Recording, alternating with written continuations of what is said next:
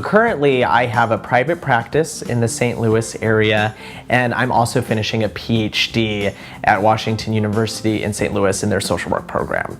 So that's what I'm doing now. I teach some of the clinical classes there, as well as doing my research and doing my private practice. But before then, I was working in New York City doing social work in a couple of different agencies, but most recently in schools up in Harlem. And I've had the privilege of supervising students from universities in New York City and working with colleagues and friends that have graduated from other social work programs. And they're delightful, wonderful, amazing people. And so this is not to take away from any of the good work. But being with the Smith folks, I've just noticed a particular zest as it relates to anti-racism, social justice, equity.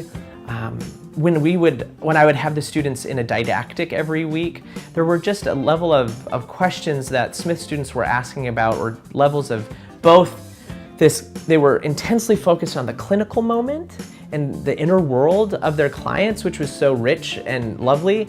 And then at the same time, they maintained this space of, and this system is so oppressive.